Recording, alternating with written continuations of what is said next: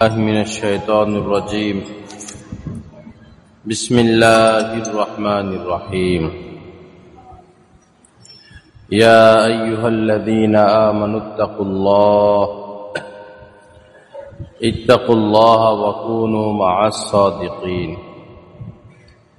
صدق الله مولانا العظيم. وقال رسول الله صلى الله تعالى عليه وسلم: من لا يرحم الله من لم يرحم الناس.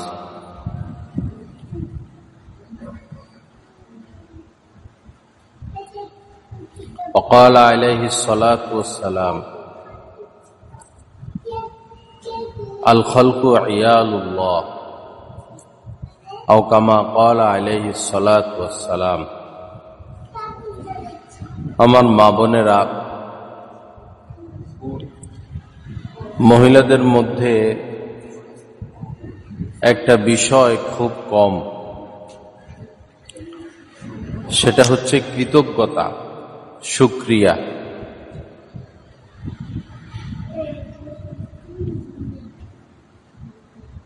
আল্লাহ পাক কৃতজ্ঞ বান্দাদেরকে ভালোবাসেন, পছন্দ করেন এবং তারা সুখী হয়। যারা সর্বহালতে রব্বুল আলামিনের প্রতি কৃতজ্ঞ থাকে, খুশি থাকে, আল্লাহ পাকও তাদের উপর খুশি থাকেন। দুনিয়া আর জান্নাতের মধ্যে এক পার্থক্য হলো, জান্নাতে কোনো বিপদ মুসিবত নাই। যদি দুনিয়াতে আল্লাহ পাক বিপদ মুসিবত না দিতেন তো এটা তো জান্নাতের মতোই হয়ে যেত। বিপদ মুসিবতের সম্মুখীন যদি আমরা না হতাম তো জান্নাতের নেয়ামতের কদর বুঝতাম না।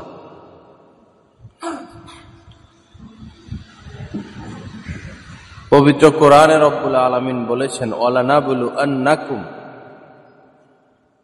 অবশ্যই আমি পরীক্ষা করব, বিশাইইম মিনাল খাউফি ওয়াল জু', বিভিন্ন বিষয় দিয়ে, ভয়, ক্ষুধা, ওয়া নাকসিম মিনাল আমওয়ালি ওয়াল আনফুস ওয়াস সামারাত, ফল ফলাদি, ক্ষেত খামার, ব্যবসা বাণিজ্য, টাকা পয়সা এবং কাহারো মৃত্যুর দ্বারা।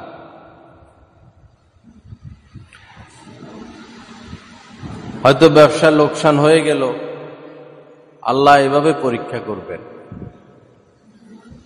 চাষাবাদ করলো, ভালো ফলন হলো না, আল্লাহ এভাবে পরীক্ষা করবেন।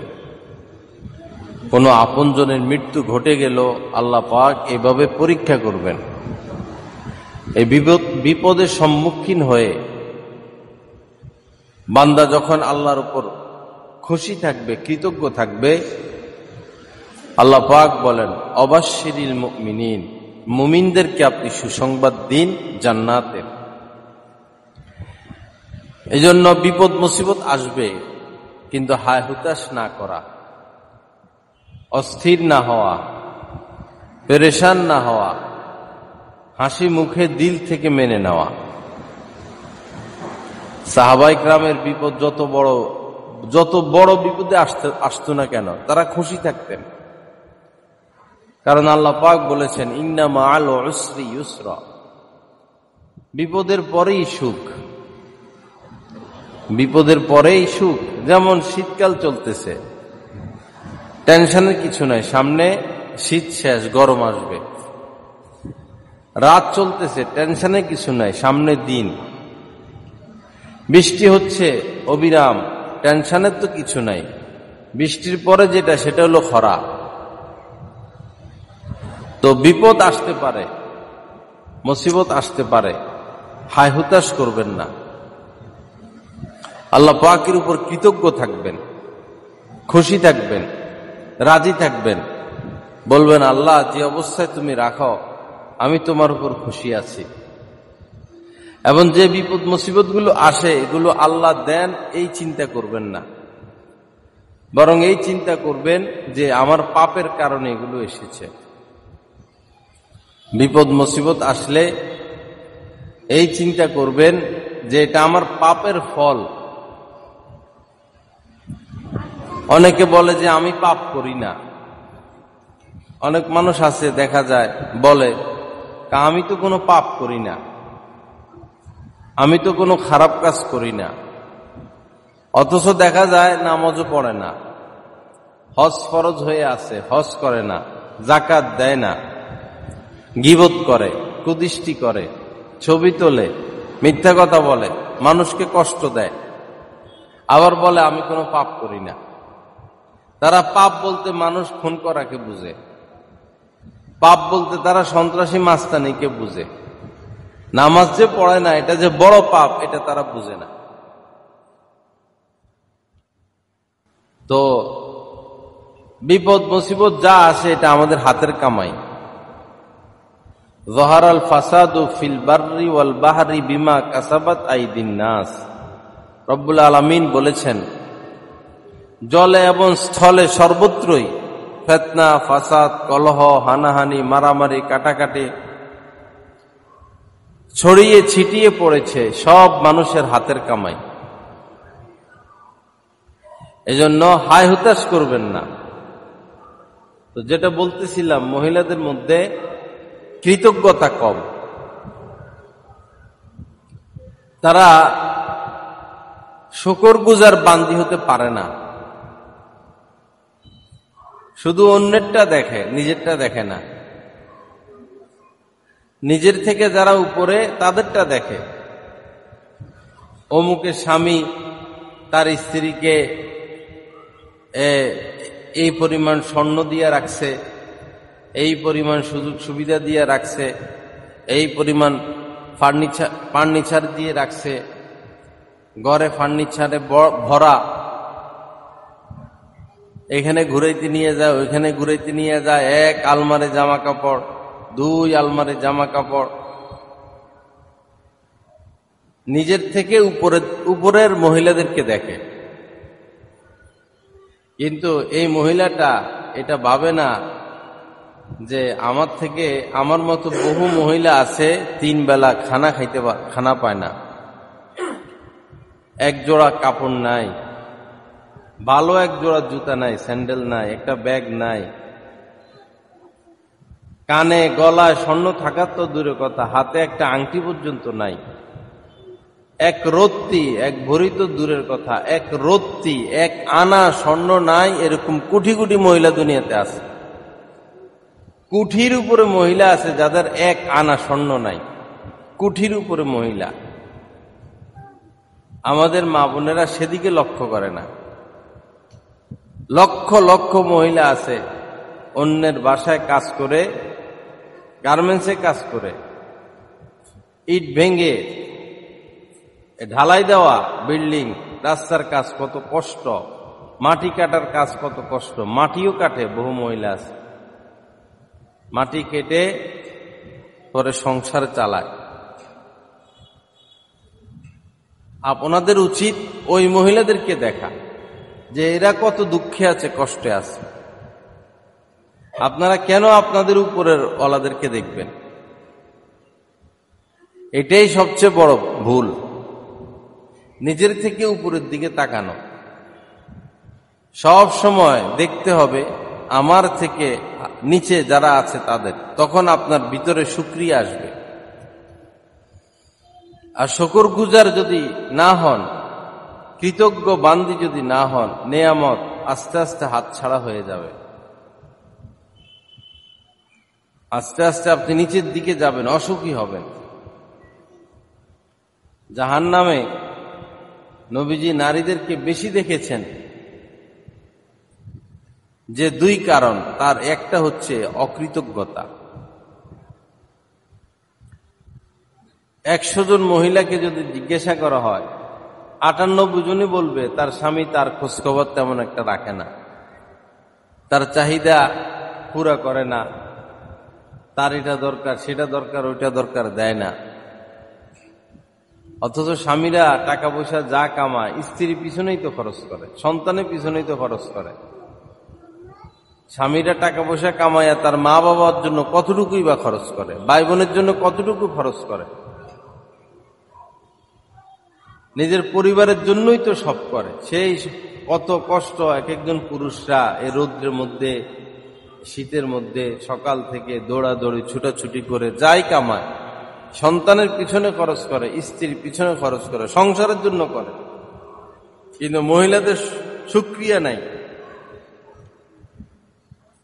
আল্লাহ হেফাজত করেন, আল্লাহ পাক মাফ করে দেন। তা আমার মা বোনেরা, শুকরগুজার হওয়ার চেষ্টা করেন, হায় হুতাশ করবেন না। আপনার প্রতি যদি আপনার স্বামীর অন্তরে কষ্ট থাকে, কোনো কারণে আপনার প্রতি আপনার স্বামী খুশি না, আপনার উপর অসন্তুষ্ট, আপনার স্বামীর অন্তরে আপনার প্রতি কষ্ট, তো মনে রাখবেন আপনি আল্লাহর প্রিয় বান্দি হতে পারবেন না। সন্তান আল্লাহর প্রিয় হওয়ার জন্য পূর্ব শর্ত মা বাবার কাছে প্রিয় হতে হবে। যে সন্তানের প্রতি মায়ের মনে কষ্ট, বাবার মনে কষ্ট, সে আল্লাহর ওলি হতে পারবে না, যত ইবাদত করুক। মা বাবাকে খুশি করতে হবে, খুশি রাখতে হবে, পরে আল্লাহ খুশি হবেন, রাজি হবেন, খুশি হবেন। অনুরূপভাবে আপনি চাইলে পারেন স্বামীকে খুশি রাখতে, কিন্তু আপনি স্বামীকে খুশি রাখেন না। আপনি চাইলে পারেন স্বামীর সাথে ভালো ব্যবহার করতে, কিন্তু আপনি ভালো ব্যবহার করেন না। অলসতা, গাফলতি, এই বাহানা সেই বাহানা।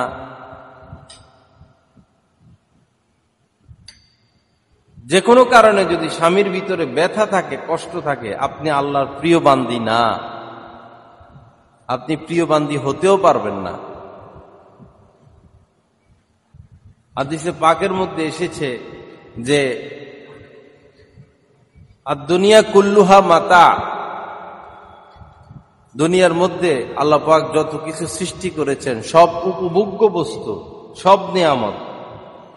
অখয়রু মাতাঈদ দুনিয়া আল মারআতুস সালিহা, আর এই উপভোগ্য বস্তু, এই নিয়ামত সমূহের মধ্যে শ্রেষ্ঠতম নিয়ামত হচ্ছে একজন নেককার নারী। এত সুবিশাল আকাশের থেকে একজন নেককার নারীর দাম বেশি। এত সুন্দর চাঁদ, এই চাঁদের চেয়ে একজন নেককার নারীর দাম বেশি। এত বড় বড় স্বর্ণের খনি, রূপার খনি, হীরার খনি, গ্যাসের খনি, তেলের খনি থেকে একজন নেককার নারীর দাম বেশি। এত বড় বড় সমুদ্র, নদী, এত ফলমূল, এত কিছুর চেয়ে নেককার নারীর দাম বেশি। এখন আসুন, নেককার নারী কাকে বলে?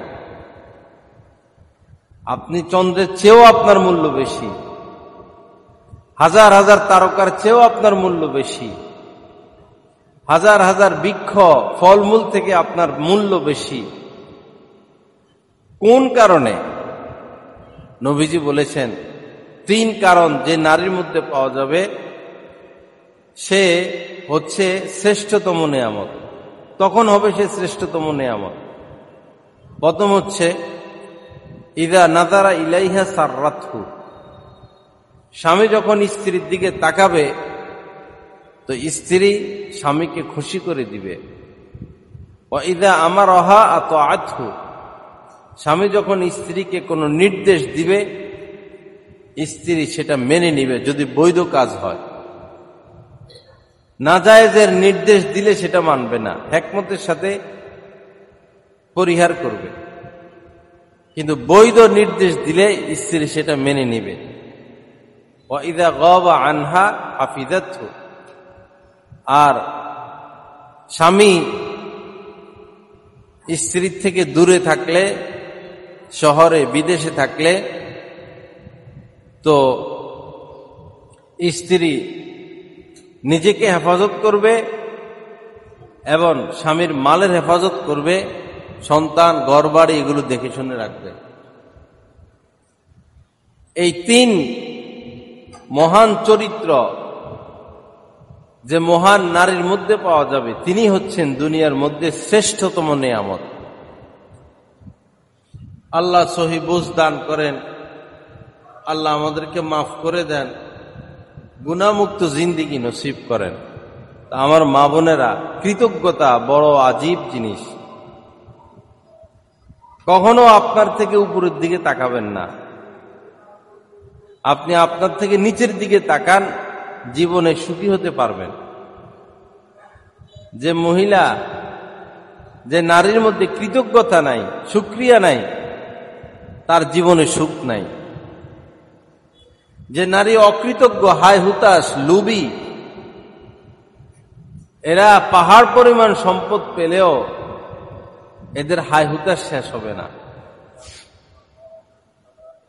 এদের মনে কোনো শান্তি নাই, এই হায় হুতাশ লোভের কারণে।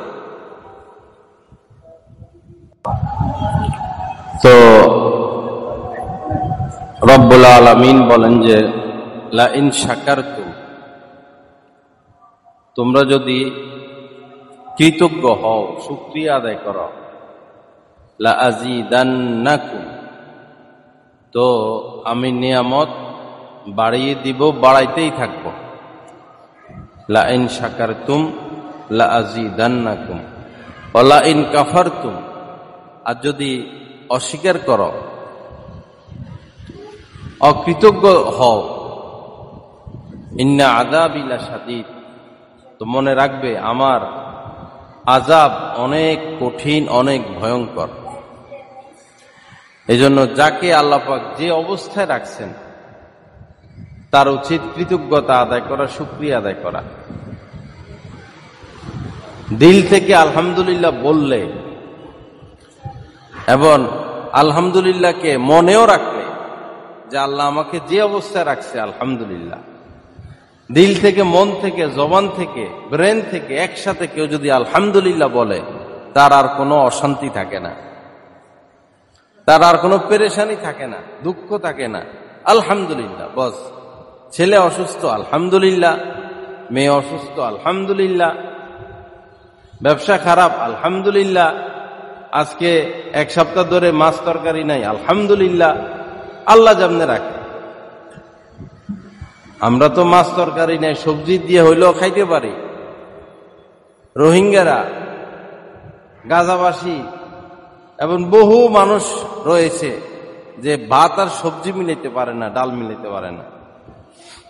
6 কোটির উপরে মানুষ আছে দুনিয়াতে যারা বাস্তুহারা, তাঁবুর মধ্যে থাকে, রাস্তাঘাটে থাকে, মাঠে থাকে।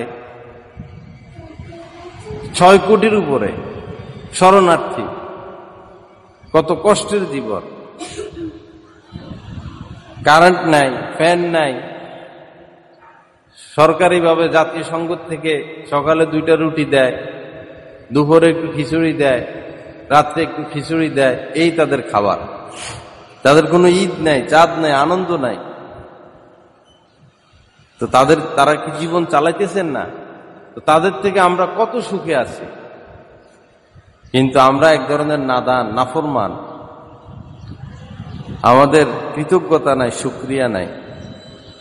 এজন্য বিপদেরও শেষ নাই।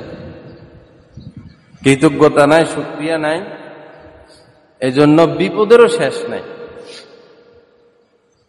আমাদের বিপদ আমরা টেনে আনি। আল্লাহ কাউকে বিপদ দেন না, বিপদ সে নিজে টেনে আনে। সুদের সাথে সম্পর্ক, তো তার তো সুখ হবে না, তার বিপদেরও শেষ হবে না। স্ত্রীরা ঠেলে ঠেলে স্বামীদেরকে ব্যাংকে পাঠায়, যাও ব্যাংকে থেকে টাকা উঠাও, হ্যাঁ ফার্নিচার কিনে দাও, কোরবানি দাও। সুদের টাকা দিয়ে কোরবানি দেয়। কোরবানি না দিলে মান সম্মান থাকবো না, ব্যাংকের থেকে টাকা উঠাইয়া সুদের টাকা দিয়ে কোরবানি দেয়। মানুষ কত নিচে নামছে, মানুষ কত নিচে নামলো। মেয়ে বিয়ে দিবে, বিয়ে দিয়ে দাও, বিয়ের মধ্যে তো কোনো খরচ নাই। কিন্তু এই মেয়েরে বিয়ে দিবে জাঁকজমক পূর্ণ করে, অনুষ্ঠান করবে, পরে ব্যাংকের থেকে সুদ উঠায়,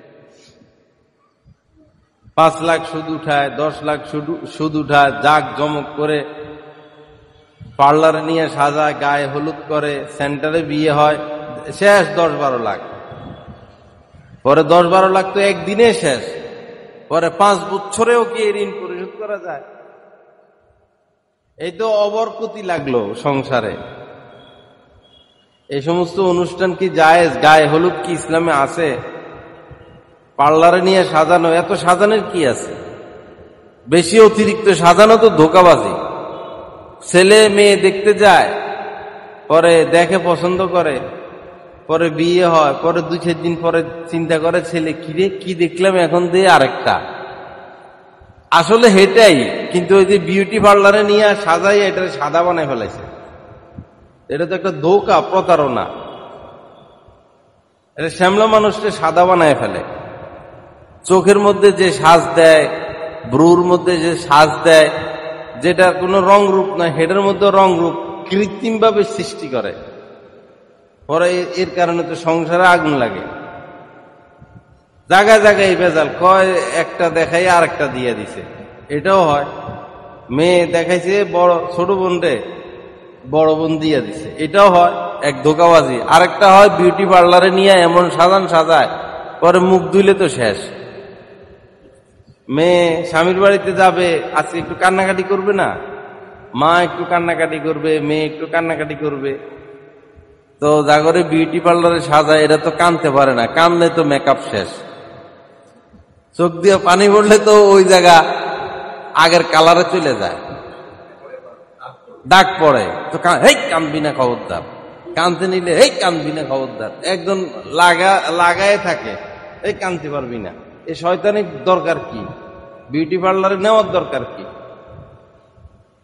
যা হইতেছে বিয়ের অনুষ্ঠানে সেন্টারের মধ্যে এই মেয়েরে সাজাইয়া এই স্টেজে বসাইয়া দেয়, এরপরে একটারে আরেকটারে দিয়ে ধরায়, সবাই চতুর্পাশে দাঁড়ায়, ছবি তোলে, এরপরে পিতা কাটে। এগুলো ইমান আছে এদের মধ্যে, মুসলমানদের মধ্যে যা করে, ইমানদারের আলামত এগুলো। এই সমস্ত অনুষ্ঠানে কেউ যাবেন না। ম্যারেজ ডে, এই বৌভাত, এরপরে এই সমস্ত অনুষ্ঠানে এখন আর যাওয়ার পরিবেশ নাই। সেন্টারের বিয়েতে যাওয়ার পরিবেশ নাই। যেখানে ছবি তোলা হারাম, যেখানে পর্দা নাই। কয় পর্দার ব্যবস্থা আছে, একটা মিথ্যা কথা বলে আর কি, কয় মহিলাদের আলাদা পুরুষদের আলাদা, পরে যাইয়া দেখে যে আসলে মিথ্যা কথা। আর যদি মহিলাদের আলাদা থাকেও, তো মহিলাদেরকে ভাত তরকারি দিয়ে আসে তো ফেরারাই, হোটেল বয়রাই। ছেলেরাই যাইয়া ভাত দিয়ে আসে, ম্যাডাম কি লাগবে, আফা কি লাগবে, খালাম্মা কি লাগবে, কইয়া তরকারি দিয়ে আসে, ডাল দিয়ে আসে। পরে মহিলারা আবার বলে এই ডাউল নিয়ে আসে। তো ওই সময় এই ছেলের দিকে তাকাইলো না, ছেলে মহিলার দিকে তাকাইলো না। পুরুষ যেভাবে মহিলাদেরকে দেখা হারাম, মহিলারাও পুরুষদেরকে দেখা হারাম। শুধু হজ আর উমরা করলে হবে, তসবির দানা টিপলে হবে, নজর হেফাজত করতে হবে। এটা হইল আসল কথা। নজরই তো খারাপ। স্বামী বৈধ, স্বামীর দিকে তাকাবে না, দেবরের রূপ লাবণ্য দেখবে, টেলিভিশনের নায়কের রূপ লাবণ্য দেখবে, খেলোয়াড়ের রূপ লাবণ্য দেখবে, শিল্পীর রূপ লাবণ্য দেখবে, হ্যামসাম পোলাপান, ইয়ং পোলাপান, এগুলারে দেখবে। তো এদিকে কুদৃষ্টি করলে কি আপনি আপনার স্বামীকে নিয়ে সুখ পাবেন? আপনার মন তো এখানে সেখানে পড়ে থাকবে। এজন্য নজরকে হেফাজত করা ফরজ, নজর হেফাজত করা ফরজ, দিল হেফাজত করা ফরজ। কোন পর পুরুষ দেখা যাবে না, এবং কোন পর পুরুষ নিয়ে আজে বাজে চিন্তাও করা যাবে না। আল্লাহ আমাদেরকে হেফাজত করেন। যাই হোক মা বোনেরা, এই যেটা কথা সেটা হলো কৃতজ্ঞ হবেন, কৃতজ্ঞ হবেন, আল্লাহকে ভয় করেন, আল্লাহকে ভয় করেন। আল্লাহর শাস্তি এটা আমরা চিন্তাও করতে পারবো না, চিন্তাও আসবে না। আপনাকে যদি হাত পা চারোটা বেঁধে এই 10 মিনিট বেত দিয়ে পিটায়, কেমন লাগবে? সর্বোচ্চ জালিবেদ দিয়ে আপনার পিঠের মধ্যে পিটাইলো আপনাকে, আপনি রক্তাক্ত হয়ে গেলেন 10 মিনিট, কেমন লাগলো? আচ্ছা 10 মিনিট নয়, 1 ঘন্টা শুধু পিটাইতে আছে, কেমন লাগবে? হাত পা বাইন্দা 1 ঘন্টা পর্যন্ত পিটাইলো, পানিও দেয় না, খাইতেও দেয় না। আচ্ছা 1 ঘন্টাও না, 1 দিন আপনাকে এইভাবে বাইন্দা রাখলো, আর পুরা দিন পিটানের উপরেই আছে, অথবা সুই দিয়া ঘাই মারতেছে, সুই দিয়া শরীরের।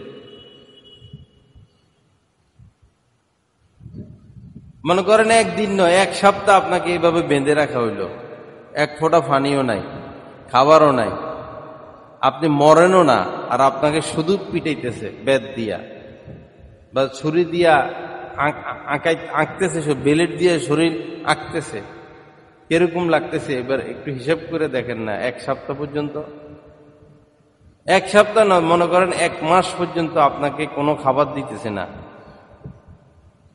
এই হাত পা বাঁধা, আর শুধু বেত দিয়ে পিটাইতেছে, রক্ত ছাড়া শরীরে কিছু নাই। কেমন লাগতেছে আপনার কাছে 1 মাস? আল্লাহর কসম, জাহান্নামের শাস্তি এর থেকে 1000 গুণ বেশি। জাহান্নামের আযাব, কবরের আযাব এর থেকে 1000 গুণ বেশি, 1000 গুণ বেশি। ওখানে তো আগুনের ভিতরে ঢুকিয়ে দিবে ডাইরেক্ট, থাকবে না আগুনের ভিতরে, কোনো খাবার নাই। আল্লাহ আমাদেরকে সহি বুঝ দান করেন, আল্লাহ আমাদেরকে আখিরাতের ভয় দান করেন, জাহান্নামের ভয় দান করেন। আল্লাহ পাক আমাদেরকে পাপের পথ বর্জনের তৌফিক দান করেন। এজন্য মা বোনেরা, জবানের দ্বারা পুরুষের পাপ হয় চোখের দ্বারা বেশি, মহিলাদের পাপ হয় জবানের দ্বারা বেশি, মুখের দ্বারা। জবানকে কন্ট্রোল করি, কথা কম বলি, বাজে কথা না বলি, অতিরিক্ত কথা না বলি, গীবত না করি, অকৃতজ্ঞ কথা প্রকাশ না করি, স্বামীর সাথে দুর্ব্যবহার না করি, ধৈর্য ধরি। বলবেন যে স্বামীরা তো দুর্ব্যবহার করে, সে দুর্ব্যবহার করলে তার ব্যাপার, তার জাহান্নামে সে যাবে, আপনিও কেন জাহান্নামে যাবেন? সে দুর্ব্যবহার করলে তার উপর আযাব গজব আসবে, লানত আসবে, মুসিবত আসবে। আপনি যদি দুর্ব্যবহার করেন তো আযাব গজব তো সমানভাবে আসবে। সে যাই করুক, আপনাকে তো জাহান্নাম থেকে বাঁচতে হবে, জান্নাতে যেতে হবে। আপনি ভালো ব্যবহার করেন, বহু হবে আমি জাহান্নামে চলে গেছে, স্ত্রী জান্নাতি। আবার বহু এমন হবে স্বামী জান্নাতি, স্ত্রী জাহান্নামে, বহু এমন হবে। যদি কোনো মহিলা জান্নাতে যায় তো তার তো স্বামী লাগবে, তখন এমন পুরুষ থাকবে যার স্ত্রী জাহান্নামে চলে গেছে, তখন এই দুইজনের মধ্যে আল্লাহ পাক বিয়ের ব্যবস্থা করে দিবেন। আল্লাহ নিজে বিয়ের ব্যবস্থা করে দিবেন। তো কত ভালো হয় যে স্বামীও জান্নাতে গেল, স্ত্রীও জান্নাতে গেল, ছেলে মেয়েও থাকলো, তখনই না প্রকৃত সুখটা আসলো।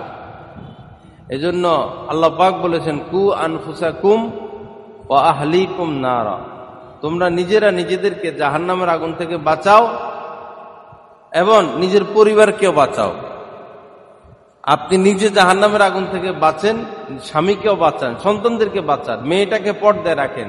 জিন্স প্যান্ট, গেঞ্জি, অশ্লীল পোশাক পরাইয়া এই মেয়েটার চরিত্রকে শেষ করে দিবেন না। স্কুলে যাক, কলেজে যাক, বোরকা পরাইয়া পাঠান, এমন স্কুলে পড়ান যেখানে ছেলেরা পড়ে না, সহশিক্ষা নাই। সহশিক্ষাওয়ালা স্কুলে পড়াবেন, আপনার মেয়ে সম্পর্ক করা ব্যতীত থাকবে না, করবেই, তার চোখে কোনো না কোনো ছেলে ভালো লাগবেই। যে সমস্ত প্রতিষ্ঠানে ছেলে মেয়ে পাশাপাশি বসে পড়ালেখা করে, এই সমস্ত স্কুলের একটা ছেলে মেয়েও বাদ নাই যে কারো প্রেমে পড়ে নাই, ইচ্ছায় হোক অনিচ্ছায় হোক, একটাও বাদ নাই। তো জেনে শুনে কেন জাহান্নামে ঠেলে দিবেন নিজের সন্তানদেরকে? এরকম স্কুলে পড়ান যেখানে শুধু ছেলেরা পড়ে, ওইখানে আপনার ছেলেকে পড়ান। এমন স্কুলে পড়ান যেখানে শুধু মেয়েরা পড়ে, সেখানে আপনার মেয়েকে দেন। অথবা আপনারা এরকম স্কুল প্রতিষ্ঠা করেন।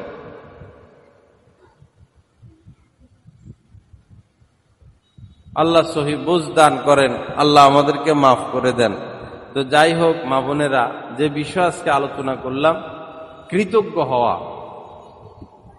কৃতজ্ঞ হওয়া অকৃতজ্ঞ না হওয়া, সব সময় বস আলহামদুলিল্লাহ। মাছ ভাত খেতে পারলাম আলহামদুলিল্লাহ, গোস্ত তরকারি দিয়ে খেতে পারলাম আলহামদুলিল্লাহ, এক সপ্তাহ মাছ পাই না আলহামদুলিল্লাহ, কানের মধ্যে স্বর্ণের ধুল আছে আলহামদুলিল্লাহ, স্বর্ণের দুল নাই আলহামদুলিল্লাহ। পৃথিবীর শ্রেষ্ঠ 3 নারী পৃথিবীর মধ্যে, একজন আম্মাজান আয়েশা, আরেকজন হযরতে খাদিজা, আরেকজন ঈসা আলাইহিস সালামের মা হযরতে জয়নব, আরেকজন হযরতে ফাতেমা রাদিয়াল্লাহু তাআলা আনহা। তো হযরতে ঈসা আলাইহিস সালামের মায়ের কথা আমি জানি না, সম্ভবত এমনই হবে, তাদের কাহারও গহনা ছিল না। হযরত খাদিজা রাদিয়াল্লাহু তাআলা আনহা ধনী মহিলা ছিলেন, আরবের ধনী মহিলা। নবীজির সাথে বিবাহ হওয়ার পর সব দান করে দিছেন, সব বিলাইয়া দিছেন। আল্লাহ রাসূলের কোন স্ত্রীর কানে গলায় কোনো স্বর্ণ ছিল না। আল্লাহ রাসূল তাদেরকে 1 বছরের খোরাক একসাথে দিয়ে দিতেন, 1 বছর যা যা লাগবে একসাথে দিয়ে দিতেন। কিন্তু তারা এত বেশি দান করতেন যে ঘরে কিছুই রাখতো না। পরে এমনও হইতো যে 1 মাস পর্যন্ত চুলা জ্বলে না, এই খেজুর এই শুকনা কিছু খাইয়া থাকতেন, 1 মাস পর্যন্ত চুলা জ্বলে না।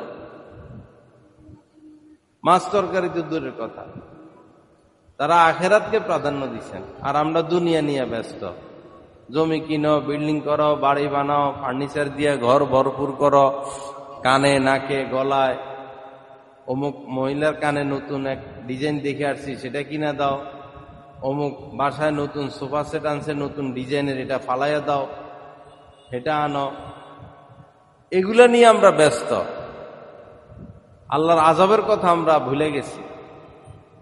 আল্লাহকে ভয় করি, আল্লাহর হস্তে আল্লাহ পাকের সাথে সম্পর্ক বাড়াই, আল্লাহকে চিনি, আল্লাহই আপন। স্ত্রীও সন্তানও আপন না প্রকৃত অর্থে, স্বামীও আপন না, মা বাবাও প্রকৃত অর্থে আপন না, আপন শুধু আল্লাহ এবং তার রাসূল। আল্লাহ আল্লাহ রাসূলের সাথে সম্পর্ক বাড়াই, আল্লাহকে ডাকি। গভীর রাত্রে উঠেন, গভীর রাত্রে উঠেন, চুপচাপ ওযু করেন, কান্দেন, সেজদায় পড়ে থাকেন, আল্লাহকে ডাকেন। আল্লাহর সাথে সম্পর্ক বাড়ান, সুখ শান্তি সব তার হাতে।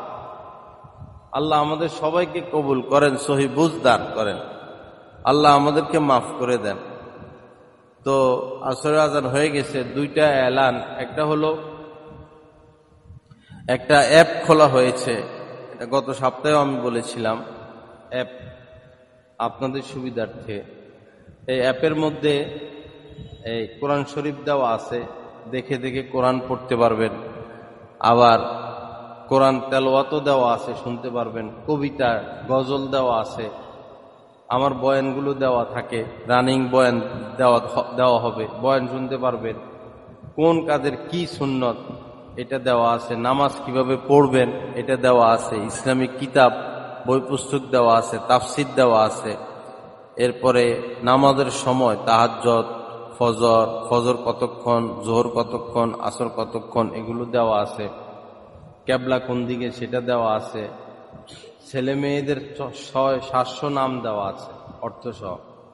খুব সুন্দর করে একটা অ্যাপ সাজানো হয়েছে এবং এটার কাজও চলতেছে। এটা বৈরব থেকেই তৈরি করা হয়েছে, এটা বৈরবের জন্য গর্ব। তো অবশ্যই অ্যাপটা নামাইয়া নিবেন। অ্যাপের নাম হলো ইমানি জিন্দিগি। অ্যাপের নাম ইমানি জিন্দিগি, ইমানি জিন্দিগি। এই প্লে স্টোরে গিয়ে দিগ্গি লিখলে ইমানি জিন্দিগি চলে আসে, বা পুরোটা লিখলেন অথবা মুখে বললেন প্লে স্টোরে গিয়ে ইমানি জিন্দিগি বললে ইমানি জিন্দিগি আসবে। আল্লাহ রাসূলের যে গম্বুজ, সবুজ গম্বুজ, এই গম্বুজের একটা সিনারি আসবে, ওটা ডাউনলোড করে নিবেন, বয়ান শুনতে থাকবেন।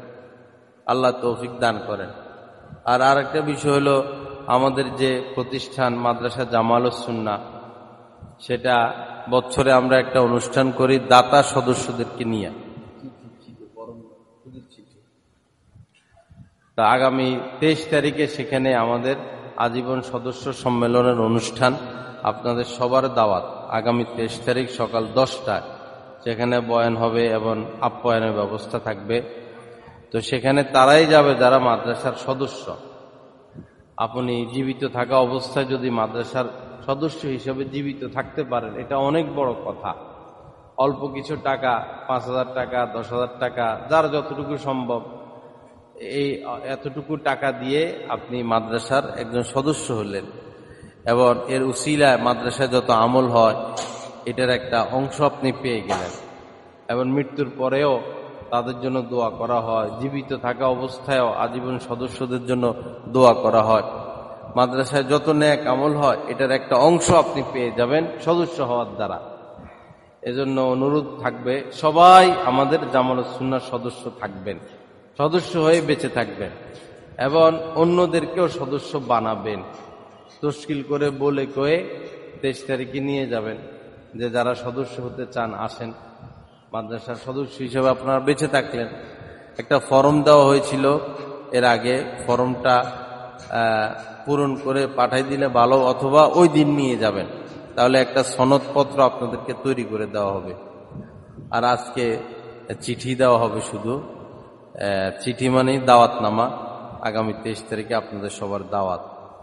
আল্লাহ আমাদেরকে মাফ করেন, যা কিছু আলোচনা হলো এই কথাগুলোর উপর আমলের তৌফিক দান করেন।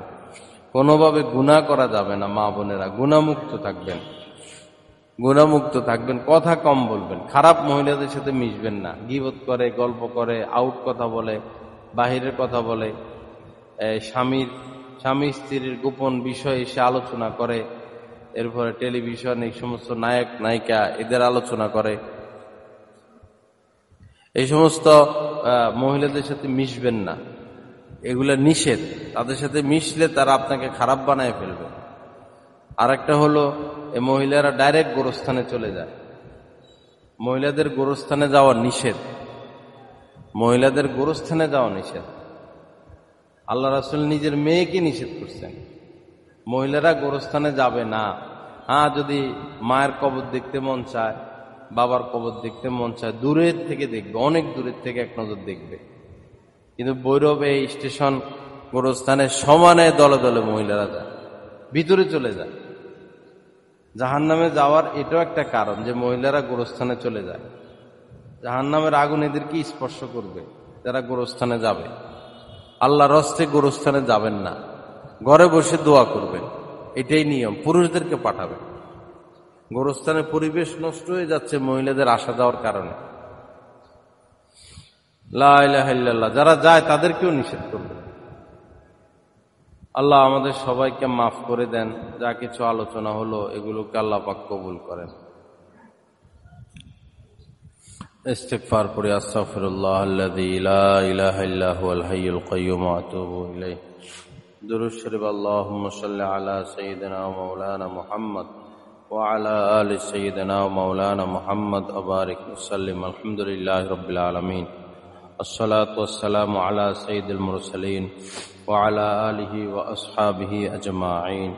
রব্বানা যালামনা আনফুসানা ওয়া ইল্লাম তাগফির লানা ওয়া তারহামনা লানাকুনান্না মিনাল খাসিরিন। রব্বিগফির ওয়ারহাম ওয়া আনতা খায়রুর রাহিমিন।